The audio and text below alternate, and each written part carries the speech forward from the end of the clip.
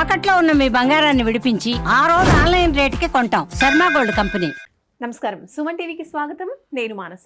అందరికీ రాఖీ పౌర్ణిమ శుభాకాంక్షలు. ఈ సందర్భంగా రాఖీ పౌర్ణిమ యొక్క విశిష్టత గురించి ఆ రోజు ప్రత్యేకించి అక్కా చెల్లెళ్ళు తమ అన్న తమ్ముళ్ళకి రాఖీ రక్షాబంధన్ అనేది కట్టడం జరుగుతుంది. మరి ఆ రక్షాబంధన అనుకున్నటువంటి విశిష్టత మనము ఈరోజు తెలుసుకునే ప్రయత్నం చేద్దాం. మనతో పాటు ఉన్నారు శ్రీ కృష్ణమాచార్య గురువు గారు. మాట్లాడదాం. గురుగారు నమస్కారం అండి. జై వీరబ్రహ్మ జై గోవిందమాంబ జై. నమస్కారం అమ్మ. గురుగారు, రాఖీ పౌర్ణిమ అంటే అందరూ కూడా రక్షాబంధన్ చక్కగా అక్కా చెల్లెళ్ళు అన్న తమ్ముళ్ళు కలిసి చక్కగా జరుపుకుంటూ ఉంటారు. మరి నిజానికి ఆ రాఖీ పౌర్ణిమ యొక్క నేపథ్యం ఏంటి, అసలు ఎలా ఈ రాఖీ పౌర్ణమి అనేది మొదలైంది అనే విషయాలు తెలుసుకోవాలనుకుంటున్నాం. పురాణాలు ఇతిహాసాల నుండి రాఖీ పౌర్ణిమ యొక్క విశిష్టతని నేపథ్యాన్ని తెలిపేటువంటి పురాణాలు, ఇతిహాసాలు, చారిత్రాత్మకమైనటువంటి అంశాల్లో 3 ప్రధానమైనటువంటి పాత్రలు ఉన్నాయి.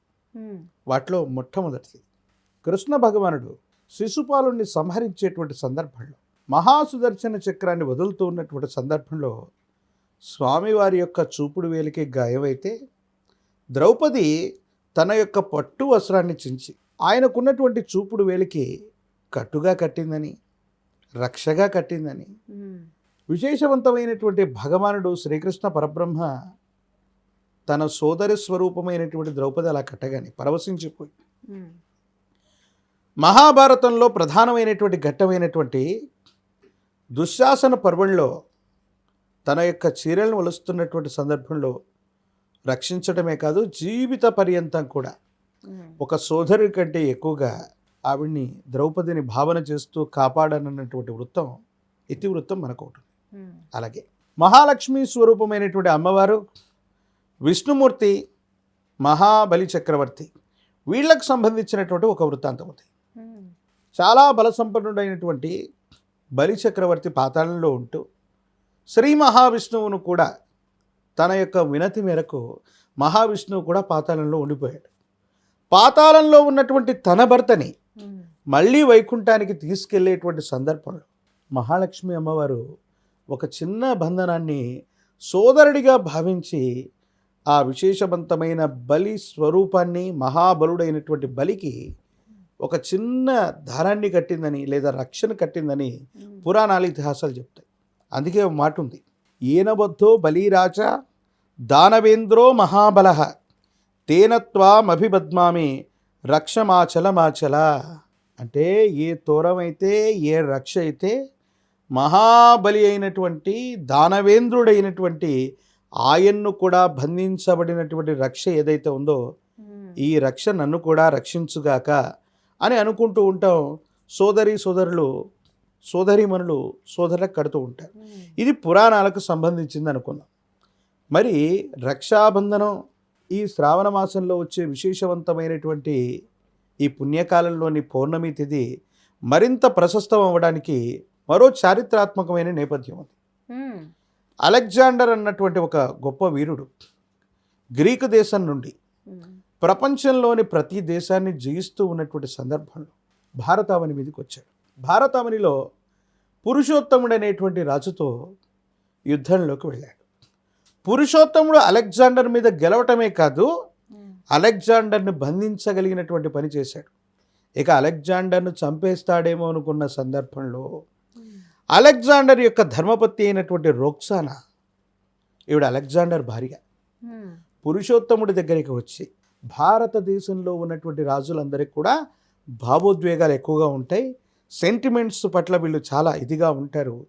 ఎవరైనా సరే ఒక స్త్రీని తల్లిలాగా, సోదరిలాగా భావన చేస్తారనుకుంటే ఆ పురుషోత్తముడి దగ్గరికి వచ్చి రొక్సానా తనకి పతిభిక్ష పెట్టమని వేడుకోవటమే కాదు, పురుషోత్తముడికి కూడా ఒక విశేషవంతమైనటువంటి ఆ పతిభిక్ష పెట్టినటువంటి తర్వాత ఆయన చేతికి ఒక రక్షాబంధనాన్ని కట్టిందని సోదర ప్రేమతో.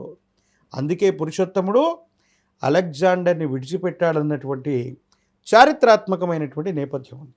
అందుకే అన్న తమ్ముళ్ళు ఉన్నటువంటి వాళ్ళు ఎవరైనప్పటికీ కూడా సోదరీమణులు అందరూ కూడా కలిసి జరుపుకునేటువంటి రక్షలు తనకు సంబంధించిన రక్త సంబంధికుడైనటువంటి సోదరుడికి ఇది రక్షగా ఉండాలి. వారి జీవితంలో తేజస్సు యశస్సు కలగాలి, వీళ్ళ యొక్క అన్యోన్యమైనటువంటి జీవితం, ఈ సోదర ప్రేమ జీవిత పర్యంతం కూడా ఉండాలని ఆడపడుచులందరూ కూడా వాళ్ళకున్నటువంటి మంచి మనస్సు చేత సోదరుడికి రక్ష కట్టడమే కాదు, ఇతడికి సర్వకాల సర్వావస్థల్లో దానవేంద్రుణ్ణి కూడా కట్టిపడేసినటువంటి రక్ష ఇది. ఆ విశేషవంతమైనటువంటి విశ్వ విజేతను కూడా ప్రాణభిక్ష పెట్టినటువంటి రక్ష ఇది. ఆ విశేషవంతమైనటువంటి కృష్ణ పరబ్రహ్మ రుధిరాన్ని తుడిచినటువంటి రక్ష ఇది.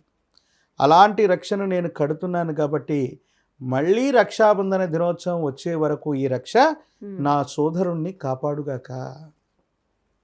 ఏ ప్రళయాలు, ఏ ప్రాణగండాలు, ఏ గండ సమయాల్లో కూడా, ఏ ఆర్థిక నష్టాలు కూడా నా సోదరుడికి రాకుండా, ప్రాణ సమానమైన ఆర్థికపరమైన ఎటువంటి కష్టము నష్టము నా సోదరుడికి వాటిల్లకుండా ఇతడికి రక్ష కలగాలని మన ఆడపడుచులు